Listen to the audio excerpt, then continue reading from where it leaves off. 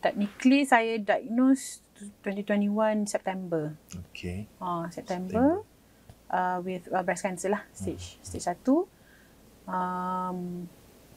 Itulah struggle dengan matematik. Terus tulis if I die what will happen, kasih apa kat siapa, pesanan. Padahal benda tu baru fikirkan balik stage 1 lah kan, very early kan, but of course sebab kita risau kan. Tapi sebenarnya you memang sepatut pun fikir pasal death and all kan. Tapi it was closer to reality lah masa tu bila ingat balik tu, it was scary lah. Macam lonely, rasa lonely lah. Hanya di kau seorang saja, gemalah hati pujaanku sayang, dan pelih pula rawatku duka. Ready footing, green test 1, take 1. Action. Welcome back to podcast Hanya di Kau yang berbicara. Bersama dengan saya lagi, Yusri. Hari ni kita bawakan seorang lagi guest, Dr. Ella. Yeah. Apa khabar, Doktor? Khabar baik. Alhamdulillah, sihat. Alhamdulillah. Okey, Doktor. Doktor sekarang merupakan pensyarah psikologi. Ya, betul. Dan yang paling penting adalah ketua program untuk program psikologi. Yeah, Dan Doktor adalah memecah rekod ketua program termuda di ya ke? FSSK. Ya. Oh, Doktor pun tak sedar Saya tu. pun tak sedar. Okey, Doktor, boleh tak Doktor cerita sikit macam mana perjalanan tu kan, Doktor daripada sebab Doktor habis PhD 2019. 19 technically. Lepas tu sekarang baru 2024. So itulah. Masa tu sangat sekejap untuk dah boleh naik sebagai seorang ketua program. Macam mana perjalanan tu, Doktor? Perjalanan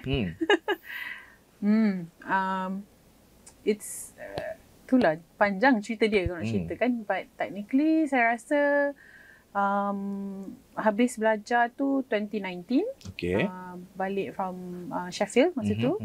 Actually saya balik 2018 lah, and then 2019 tu baru habis Viva and all that. Lepas tu 2020 dilantik tetap. Saya melalui benda yang sama je dengan orang lain sama. Kita kena sah jawatan kan. So kursus lah and cukupkan penerbitan and all that. Lepas tu saya pun 2023 sebab lebih kepada pada masa yang sama kita punya ketua program pun dah habis dan sebagainya kan. So they wanted to, I think I should kata because of UKMI jugalah kot. Kita tahu kan UKMI ni program tu. So side track sikit. Masa saya dilantik 2022. Okay. 2020 lantikan tetap. Saya dapat lantikan penyelaras UKMI masa tu. Masa tu kita baru besar-besaran student UKMI ni. So I think because of that jugalah kot maybe, and then dan sebagainya lah sampailah hari ni. So baru 2 minggu. Baru 2 minggu. Baru 2 minggu. Tahniah, Doktor. Okay. Doktor berasal daripada Ampang. Betul. Tapi menetap di Bangi. Betul. So ada tak rasa macam anak perantauan? Macam susah. Saya selalu nak jadi perantauan tu lah. Teringin lah kan? Teringin. Asal memang Ampang. Parents pun saya selalu kata keturunan Negeri Sembilan kan. Parents memang lahir Negeri Sembilan, lahir je lah. IC 05 but pun membesar dekat sini di juga. Selangor, yes. Bapak di PJ, mak di Klang Gate, kalau siapa tahu, Hulu Kelang lah punya area. And then itulah sama belajar degree di UKM. Saya degree di UKM sebenarnya dan masters. Masters pun di UKM. Ya. Okay. Lepas tu fellowship kan dan sebagainya, balik kerja sini. So saya rasa mula-mula tu saya cuba commute Ampang ke Bangi for the first year. Wish. Tak apalah. Pergi tak dapat matahari, balik tak dapat matahari. Lepas tu itulah pindah sini. Dia tak ada work life balance lah. Tapi doktor pakar dalam work life balance. Exactly. So kita dah rasa masa tu, so in order to achieve that balance tu, tak apalah kita pindah. Okay, doktor. Ya. Saya tertarik dengan satu benda je sebenarnya. Pasal apa? Saya dah baca biografi doktor semua. Okay. Tapi saya suka tentang hobi doktor, iaitu berkaraoke. Ya. Okay. Bila doktor pergi karaoke dan mungkin ada lagu-lagu yang doktor memang selalu nyanyi? Suka kan? Okay. Bila pergi karaoke ni, dari dengan family pun. Saya rasa sebab arwah mak memang suka karaoke juga. Tapi family karaoke lah kita orang dulu. Dulu I tak tahulah you sempat tak yang kena pilih lagu dekat dalam file. You tahu tak. Oh weh, jauh kan rumah. Kita orang tak sempat. So kalau macam pergi restaurant ke ataupun ni kan, you nak karaoke, you kena pilih. Dia dah ada macam logbook tau. So katalah nombor lagu tu 1033, you kena tekan. Oh. Yes, you kena pilih macam menu. Oh, macam tu lah. Tu tahun bila? Back in masa 90s pun dah ada, masa kecil. Masa 90s kan. 2000 ada daripada dulu lagi. So jumpa gang, sekolah pun suka masuk pertandingan nyanyi, saja je lah. Disclaimer, suka karaoke tak semestinya suara sedap. Okey, doktor boleh cuba sebenarnya. Kalau doktor nak cuba. Apa? Okey, nanti mungkin kita boleh set lah karaoke tu. Oh, boleh. Definitely. InsyaAllah. Okey, doktor. Kita ke depan sikit. Doktor adalah antara insan yang terpilih untuk menerima ujian daripada Allah tu. Boleh tak doktor cerita sikit macam mana doktor menjalani ataupun macam mana bermulanya ujian yang datang dekat doktor tu? Okay. Itulah bila cakap pasal ujian ni, I selalu rasa everybody ada dia punya ujian masing-masing lah. And hardships tu, you takkan rasa macam mana? Dia takkan ada happy tanpa ada sedih. Faham tak? Maksud saya. So anyway, cerita berbalik kepada ujian tu lah Back in 2021 kot. 2021. Masa tu PKP. Technically saya diagnose 2021 September. Okay. September. With breast cancer lah. Stage 1. Itulah. Mungkin you nak tahu macam mana ke? Mungkin doktor boleh cerita macam mana bermulanya benda tu. Macam mana doktor boleh sedar, macam mana doktor boleh perasan. Kalau you ingat kan, masa PKP tu, everybody macam mengadu penat. Okay. Perasan tak? I tak tahulah. Masa tu you were student, mungkin you tengah study kan? Kita work from home, kita belajar online semua benda. Jadi, kita rasa penat kan? Macam penat dia lain macam. Yang bukan macam dia tak macam hari biasa. I tak tahu macam nak explain. But I thought masa tu macam, ni lah penat yang orang kata tu. And semua orang tiba-tiba cerita pasal burnout. Masa tu work-life balance dengan burnout memang popular. Zaman-zaman ni kan. Semua orang satu talk about that kan. Lepas tu saya rasa macam, I think the first symptom was penat yang amat sangat. Penat yang I tak tahu nak explain. So I thought, I macam overwork kot. Tapi tak adalah. I dah biasa dengan tidur lambat ke apa kan. Kerja apa semua kan. Lepas tu simptom yang paling teruk was when ada symptoms lah, basically bleeding. Okay. Tapi normally breast cancer ni kan selalunya orang suruh buat examination, lumps dan sebagainya kan, untuk check for lumps. Macam saya tak ada lumps tu semua. So it was bleeding lah. So pergilah ke hospital, pergi klinik dulu. Klinik cakap tak boleh, kena ke hospital. So one thing led to another. Masa tu bulan 3 tahun 2021. Kebetulan pula masa tu hospital semua tengah penuh sebab COVID kan? Sebab COVID. Jadi memang nak menunggu tu lama kan? Berapa lama doktor tunggu untuk tu? 6 months jugalah. 6 months juga, sampai at the end of the day tu saya terlupa nak cakap yang dengan doktor yang saya ada insurance. Doktor yang ingatkan saya. Dia yang tanya, you ada insurance tak? Ada kan? Tak payah tunggulah, dia kata. Sebab doktor tu locum di Al-Zahra. Hospital Azhar. Maksud saya dengan Hospital Putrajaya. Dan saya pun tak tunggu lama. Dia cakap kalau Al-Zahra dia boleh terus buat. That was in bulan 9 lah. So bulan 9 tu actually saya pergi operation 2 kali. The first time tu dia belum tahu lagi. Sebab it was still early. Lepas tu dia tak ada macam ketumbuhan yang besar masa tu kan. Sudah confirm kena buat second operation untuk lymph nodes pula tempat lain, untuk confirm whether dia dah spread pergi ke stage yang selebihnya lah.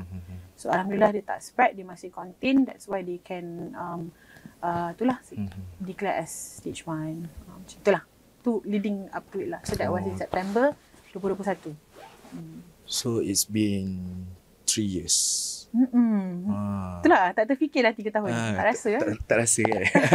Okay, lepas doktor diagnose tu kan, apa yang mula-mula terlintas dalam fikiran doktor? Macam mana doktor share dengan family, dengan kawan-kawan ke, dengan orang-orang dekat? Waktu tu doktor dah kahwin waktu tu? Dah. Dah. Saya balik 2018 untuk kahwin sebenarnya. Oh, Kalau tidak nak sambung je terus sampai 2019. So macam mana doktor share dengan kawan-kawan, family ataupun husband? Uish. Ni susah sikit lah, but okay. Okay, sebenarnya to be honest pasal cancer ni kan, cancer ni bukanlah sesuatu yang pelik dalam my family. Sebab kita orang ni memang setiap generation daripada atuk, nenek dan sebagainya, mak semua tu memang akan ada yang ada cancer. And sometimes satu generation tu ramai. So saya dengan kakak saya selalu macam siapa yang antara kita yang akan dapat. Memang kita orang selalu cakap macam tu. Sebab arwah mak pun meninggal of breast cancer juga. And dia punya father pun meninggal of cancer juga. So memang very close kan. So masa dapat tahu tu, sebenarnya yang agak paranoid was my sister. Dia yang selalu buat check up semua. Sebab beza umur kita orang 9 tahun. So dia banyaklah buat check up semua. Saya pula, kita selalu take it for granted kan. Kita rasa macam muda, tak payahlah pergi check up semua tu dulu kan. So tak ada simptom, tak ada hal lah kan. So masa dapat tahu tu, saya tak tahu macam mana nak beritahu my family lah. Sebab traumatizing jugalah. Masa my mum meninggal dulu tu, saya masa tu kita orang kecil lagi. Saya form 1.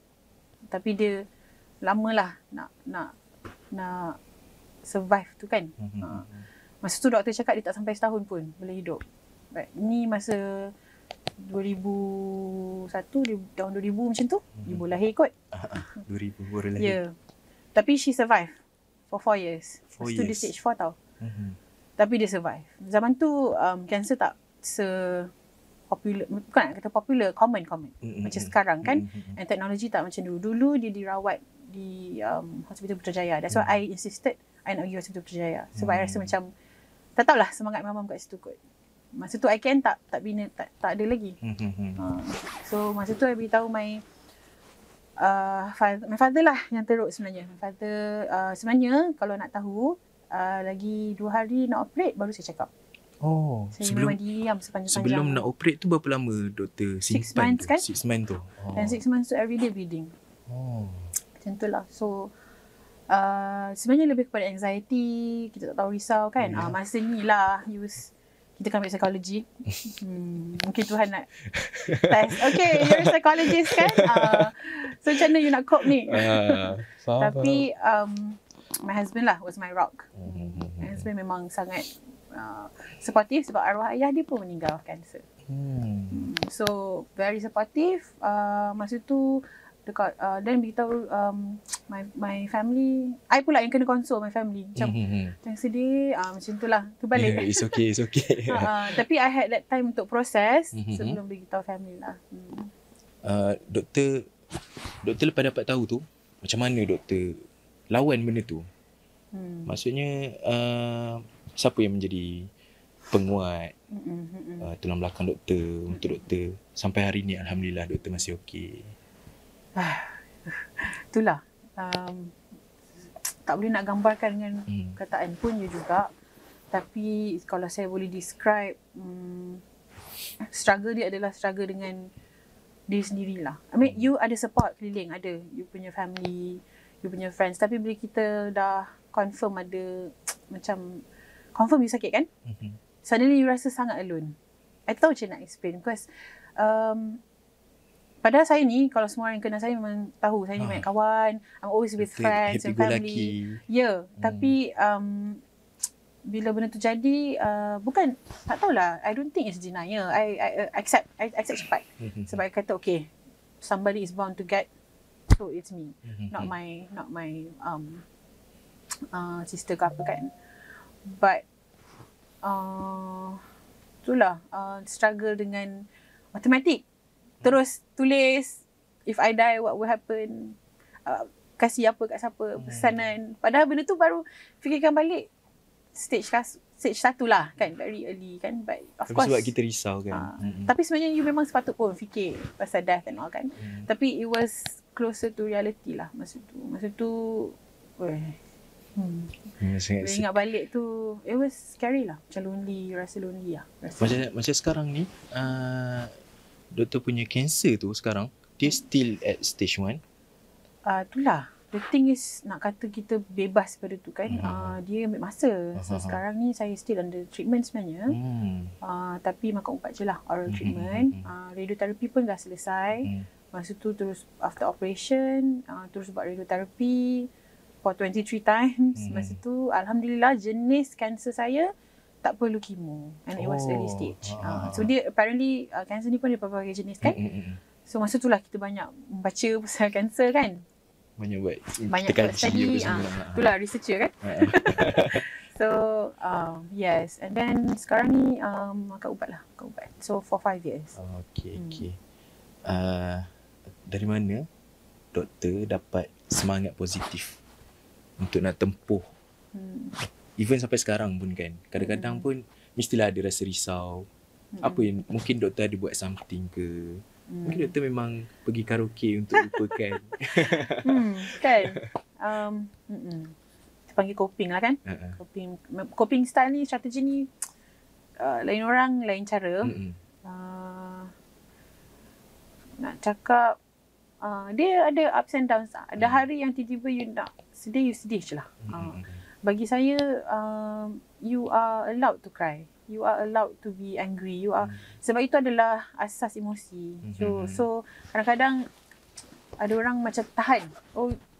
Menangis tu tandanya lemah. Tidak. Saya tak percaya benda tu. Saya rasa you kena cry. Ada hari yang you kena cry, you cry je lah. If you, dan yang sangat membantu saya proses, saya rasa circle of family dan friends saya lah yang sangat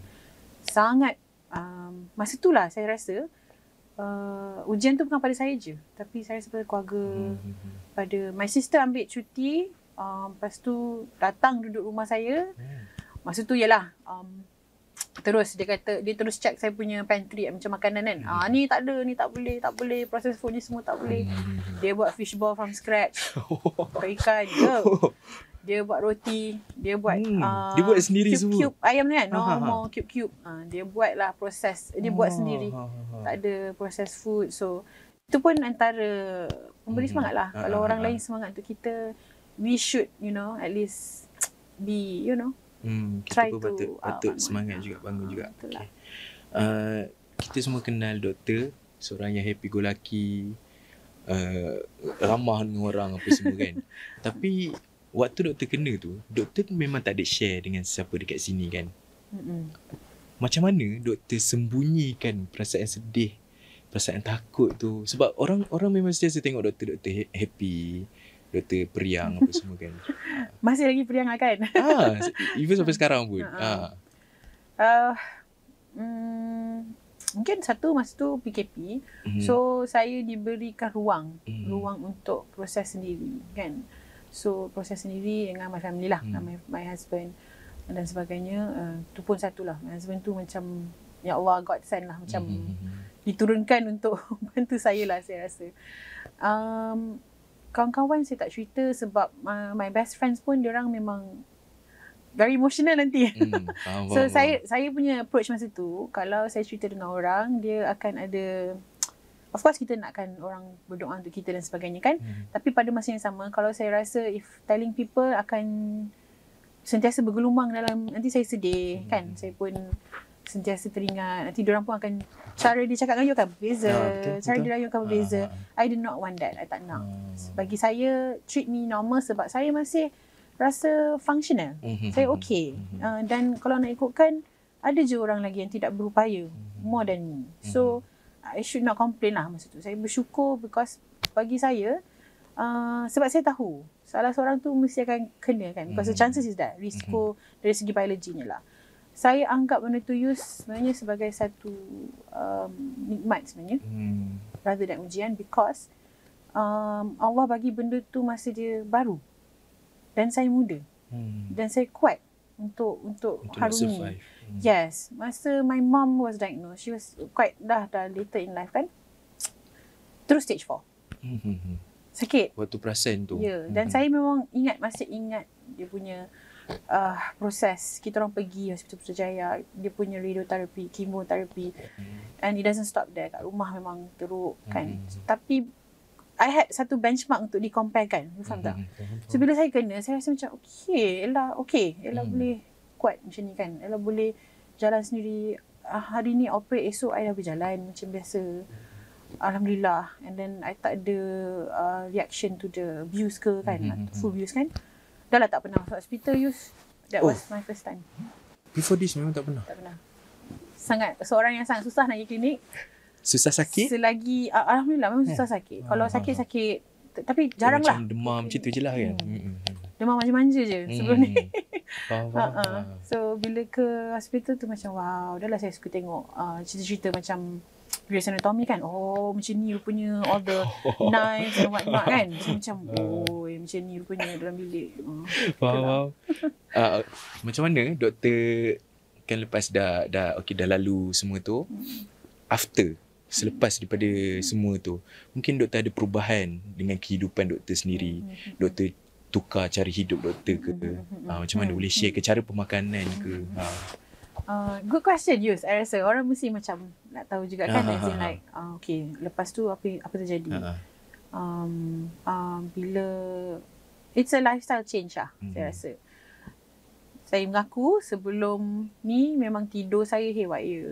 My family pun tahu. I sangat susah nak tidur. Saya sangat susah nak tidur. Tidur siang tu bukan dalam kamus. Malam pun night owl. Saya memang susah nak tidur. I don't know. I rasa tak tahu.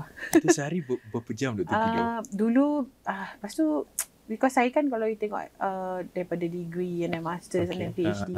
So, my journey was quite macam tu lah kan. So, masa PhD pun stay up dekat library sama-sama. So, I quality tidur lah. It wasn't good. That's satu yang I would rasa major change. Saya jaga tidur.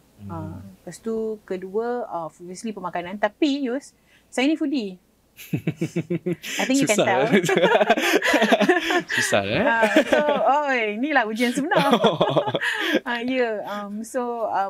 Yelah macam-macam pantang larang kan dan sebagainya. Tapi bagi saya, to sustain, it's long term. Kalau kita terus abruptly tukar semua benda macam okay terus cut. Some people ada that willpower untuk buat benda tu. Bagi saya 100% ada. Sebab saya masuk cancer group dan sebagainya kan. So I dapat jumpa a variety of people, macam mana diorang react dan sebagainya. So macam saya, it's all about moderation lah sekarang. Itu yang I rasa saya practice. Lepas tu sekarang pun bila dulu kan macam-macam jenis, I'm a coffee holic. Ya Allah, tu pun satu lagi. Coffee satu hari tu boleh macam 3-4 cawan. One day? Lepas tu jenis yang kalau minum kopi okey je. Kalau nak tidur boleh je tidur. Tak ada effect Ya. So now I still suka kopi but kurangkanlah dairy. I belajar dah pasal oat milk. Almond milk semua tu. Kita bertuah zaman sekarang ni senang nak cari benda macam tu. Sebab dia dah ada macam-macam kan. Sebab memang dulu susah cari. Faham. So benda tu memang sebenarnya dia sangat memberi inspirasi tau. Sebab benda ni memang sekarang dah jadi common. Cuma kita masih tak ada awareness tu. Orang masih lagi tak rasa benda ni penting. Sebab kadang-kadang diorang dekat sekeliling diorang tak ada benda tu kan. Jadi good share doktor. Itulah, mula kita ingat alah muda lagi. Betul. Tak. Pergi hospital ramai je muda. Sebab orang muda ni dia rasa muda tak akan sakit. Kan? Itu satu benda yang really macam reality check lah. Macam okay lah. Doesn't mean you are. Lepas tu my father ni suka cakap macam tu. I don't know lah how long I'm left dengan you guys. Dia selalu cakap macam tu. Lepas tu sampai satu hari cakap, Pak, tantai lah yang pergi dulu. Kan? Because you never know. Itulah hakikat dia sebenarnya. Yang kita take for granted. Okay. Doktor minum dulu doktor. Boleh. Sila. Doktor tak nak minum ke? Tak apalah, minum dulu. Okay. Salah satu doktor punya kepakaran dalam bidang doktor adalah work-life balance. Macam mana kita nak capai benda tu? Work-life balance Okay, nanti kan buka macam kuliah pula. Tak. Tapi Kita cerita, doktor cerita sikit lah. santai je. apa tu, Sikit-sikit je. balance ni kan, orang selalu ingat it's 50-50. But reality dia tidak 50-50. Balance ni what works for you. Contoh untuk use, katalah you memang suka life dengan personal life you lah basically. So you rasa you should spend maybe 50 atau 60% dekat life, work 40% je. So that's the right balance untuk anda. Untuk saya mungkin saya memang suka kerja. Jadi saya 70% kerja, 30 life contoh. Itu balance untuk saya. Okay. So itu sebenarnya balance, bukan 50-50. Faham. So tapi zaman sekarang kita panggil work life integration. Okay. Sebab dengan adanya work from home dan sebagainya kan, sebenarnya dah susah you nak separate macam dulu. Tak ada WhatsApp zaman mak ayah kita dulu kan. Betul. Balik daripada office, dah lah tu. Dan you betul-betul dengan family. Sekarang email pun check kat phone. Betul. Tak ada laptop pun boleh kerja. Likewise lah. So time office pun, so I sukalah flexibility dan sebagainya kan. So your soalan tadi macam mana I achieve that balance kan. So I rasa for now bila I ada overview plan, saya seorang planner lah juga sebenarnya. Kalau saya rasa saya dapat achieve apa yang saya nak for that week, it's balance enough. I punya planning selalu weekly plan. I tak buat daily sebab kalau you buat daily, I rasa lah kalau I tak achieve benda tu hari ni, I rasa shutdownnya. So I akan buat minggu by week. So kalau saya dapat achieve means okay, I'm okay. Cukup rest, cukup ni. Doktor biasa kalau weekend kan, doktor akan ada tak buat kerja ataupun memang doktor lupa terus 100% kalau weekend? Mustahil lah. Sebab kita punya program ada masters part time. So memang akan terkerja juga weekend. But kalau bukan pasal kuliah ke apa, no, I takkan buat lah. Because saya ni seorang yang banyak main juga. Banyak aktiviti tu. Itu untuk healing diri sendiri kan. Paling tidak pasang Lego kat rumah. I need my Lego time lah, contoh kan. Lepas tu keluar dengan friends, keluar ni. Macam tu lah. Dia suka dengan lagu Suka dengan lagu? I suka. Mestilah kan suka karaoke kan. Ya. Doktor suka zaman-zaman genre apa? genre. Soalan ni susah nak cakap. Sebab if you go onto my Spotify, orang akan cakap, kau ni minat genre apa sebenarnya ni? Semua dengar kan. Dengar semua. Daripada zaman 60s, 70s, my dad's time, sampailah sekarang. Tapi I suka zaman 90s dengan 2000 aku. Okay. Tapi sama lah. Saya pun suka zaman-zaman tu juga. Kan? Okay, sekarang ni kan, cerita pasal zaman ni kan, Gen Z sekarang ni, diorang lebih suka untuk healing sebagai diorang punya nak balance kan work diorang tau. Jadi betul ke itu cara sebenar untuk mencapai keseimbangan tu? Itulah healing ni kontroversial juga. Kalau dalam psikologi kita tak panggil healing lah. Healing tu bila you ada injury baru heal. Okay, so term wise tak betul. But anyway, kita faham konteks healing tu kan, recovery kot maksud saya. So in some way saya agree in the sense macam celebrate small winnings. Contohnya, hari ni you dapat selesai kerja yang you plan. Okay, pergi coffee for recovery and also ni kan. Itu pun part of healing lah kan. Lepas tu ataupun some people, kalau you perasan lah masa zaman belajar dulu pun, selagi tak habis SPM saya tak boleh keluar. Saya tak boleh. Dia macam restrict diri dia sangat macam tu. At the end of the day dia jadi stress. Kan? Ada orang style macam tu. Tapi kalau you tengok generation sekarang, dia macam okay, dia perlukan, actually I tak rasa generation Z je, X, dulu pun Y pun nak je heal. So goes back tu lah, kadang-kadang healing mechanism dia tu pun kena betul. Kalau aktiviti healing you lagi mendatangkan stres pun betul? Tak betul juga. Zaman sekarang ni orang nak healing main games, tapi dia orang stres main game. Penyakit lain pula datang. Okay. Okay doktor. Tak boleh panjang-panjang sangat belajar. Betul. Okay, kita nak main game. Okay. Right. Saya tanya soalan. Soalan ni doktor kena jawab cepat-cepat. Okay. Tapi tak ada lah cepat mana. Okay. Sebab kita akan huraikan juga soalan-soalan tu. Okay. Soalan pertama. Lagu Melayu atau lagu Orang Putih? Alamak. Depends on the mood. Tak boleh Tak boleh. Kena pilih satu. Dulu lah Melayu lah, cakap Melayu lah. Melayu lah. Okay. Satu lagu Melayu yang Doktor selalu dengar. Menaruh Harapan, Zaitun Semi On. Oh, Zaitun Semi On. Zaitun Semi On. Macam mana yang bahagian tu Doktor? Cuba Doktor nyanyi sikit.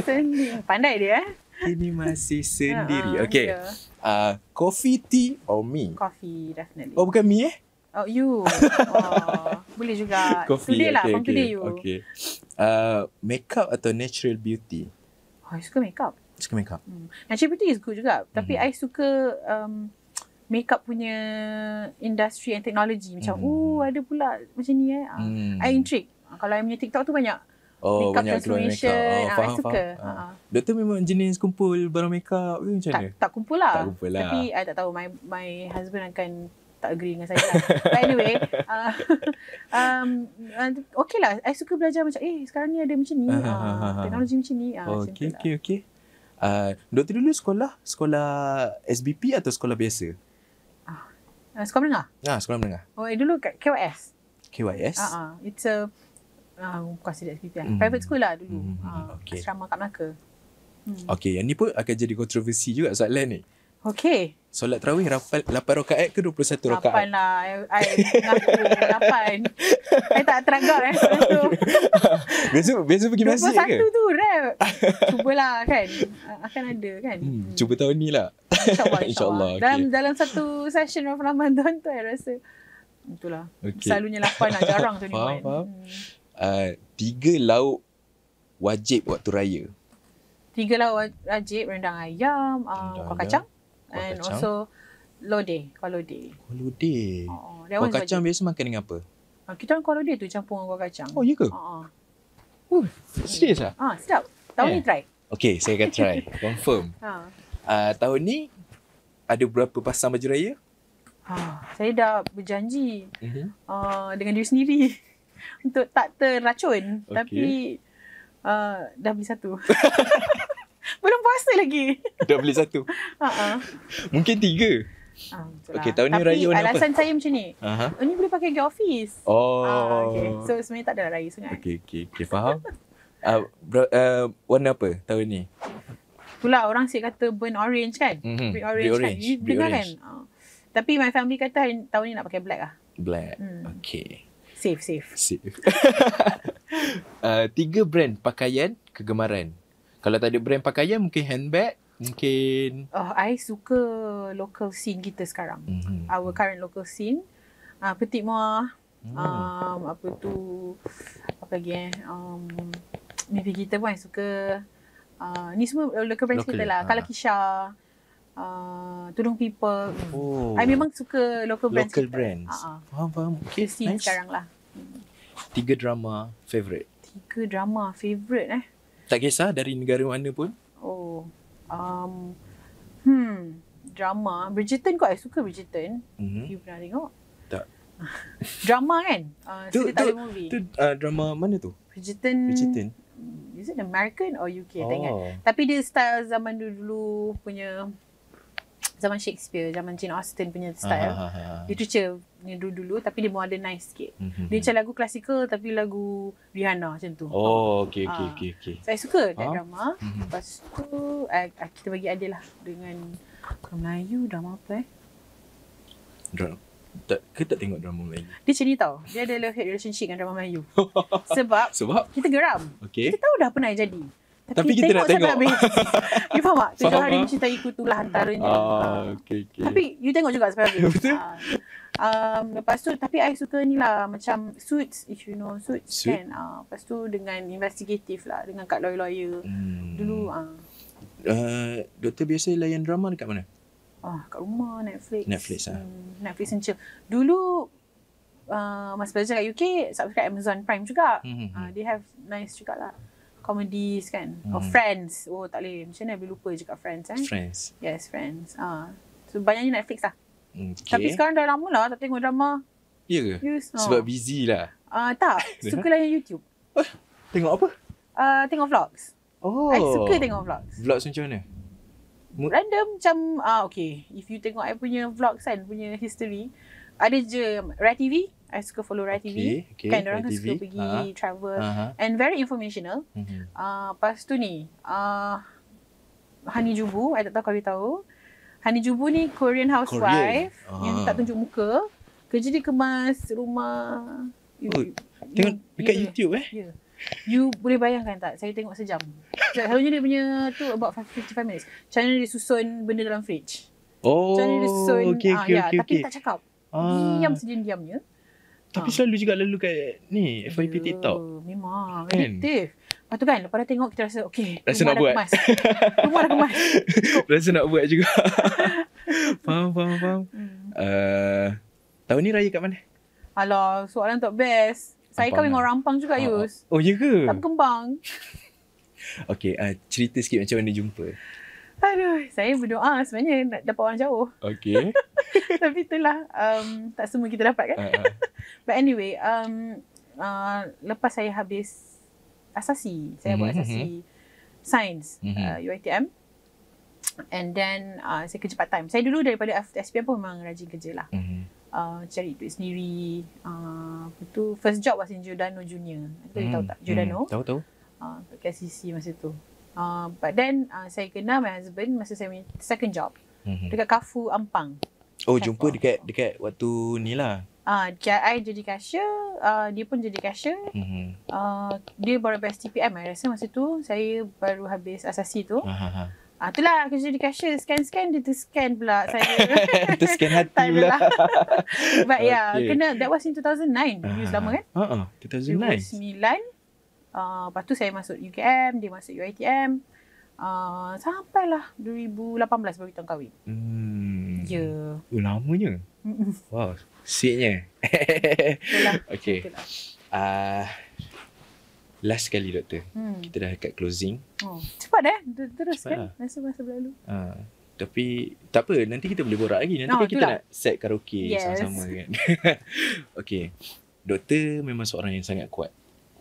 Doktor dah survive something yang sebenarnya tak ramai orang boleh buat pun. Kalau dia boleh buat, itu memang kekuatan dia sendiri macam doktor. Ada tak nasihat doktor untuk diorang yang sedang hadapi same situation ataupun ada diorang di sekeliling diorang yang sedang menghadapi perkara yang sama, apa nasihat doktor untuk diorang? Okay. Soalan yang tough kot. Sebab I sebenarnya tak rasa I kuat. Taklah, saya rasa tak tahulah. Masing-masing ada dia punya, macam cakap lah, masing-masing ada ujian dia. Kadang-kadang saya rasa saya nak complain pun macam, ada lagi orang yang lagi teruk. Contohnya masa radioterapi, saya pergi radioterapi kan kita kena menunggu kan. Banyak lagi orang yang lagi teruk lah keadaannya kan. Tapi kita pun tak tahu. Mungkin setakat ini saya okey lah kan. Kita pun tak tahu kan in the future. But as what I can mungkin share lah kot kan. Nak kata nasihat, alah tak adalah ni kan. Okay.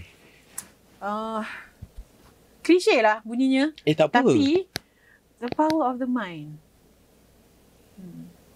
The power of the mind you. Sebab memang kita kena proses benda tu, kita kena sedia, kita kena, kalau you rasa sedih, sedih lah. Ada orang tak nak, dia rasa okay. The power of the mind tu, sebab apa saya cakap, bila kita constantly worry, duduk, dia sangat, mind ni akan affect you punya behaviour, obviously. Kan? Kau kata keep being positive, it's not about positivity tau, tapi dia lebih kepada apa yang you boleh buat untuk solve hari ini. Contohnya kan, macam masa saya dapat tahu contoh, saya terus cakap dengan doktor, okay doktor, apa options dia kat situ, apa next steps. Even masa dia cakap dia nak buat operation tu, saya kata jangan bagi layman terms, bagi scientific terms, sebab balik saya nak YouTube, saya nak Google. Trust me, sebelum I punya operation, I Google prosedur dia. Dan dekat YouTube tu memang ada medicine punya video kan. Saya tengok macam mana, dia akan operate saya macam ni, proses view saya macam ni. The power of the mind. Sebab apa tahu, manusia dia akan anxious dengan benda-benda yang dia tidak tahu. Betul. Bila kita tak sure, tak tahu, kita mula membayangkan benda yang paling negatif. Yang kita akan start takut. Terus fikir macam, jadi gini-gini. But bila knowledge kan, you ambil tahu, you belajar. Mungkin di luar sana yang dah ada lah simptom, selalunya dia takut. Takut betul. Nak pergi kan. trust me, banyak sangat saya jumpa orang kakak-kakak yang lagi dewasa pada saya. Even men pun dapat breast cancer by the way. Bukan women saja. Men pun ramai. Dan semua cakap, "Dik, kalau betul kanser, teruslah operate. Jangan simpan." Selalunya kita akan simpan, cuba alternatif medicine. Sebab kita takut kan? Sebab kita takut. Tapi sebenarnya lagi lama you simpan, lagi bahaya lah. Of course ajal tu di tangan Tuhan. Semestinya saya tidak sangka benda tu. Tapi ambil tahu. Cari. Sekarang ni kita di zaman yang senang nak cari information. Betul. So ambil tahu. When you control that, you rasa okay, saya boleh hadapi ni one step at a time. Satu hari satu benda. So okay, InsyaAllah you putu. Itulah. Sebab saya pun boleh bayang kalau saya kena, saya pun akan takut sebenarnya. Sebab macam saya pernah ada sekeliling saya orang yang kena kanser, which is my arwah mak. Dia pun kanser juga dulu. So lepas dah tahu ada kanser tu, even bukan saya yang kena pun, saya pun takut. Nervous kan? Sebab saya rasa macam mungkin lepas ni aku macam tu. So terima kasih banyak doktor. Sebab dah share something yang sebenarnya membuka mata orang lah. Sebab kita sekarang tak semua orang tahu sangat benda ni sebenarnya.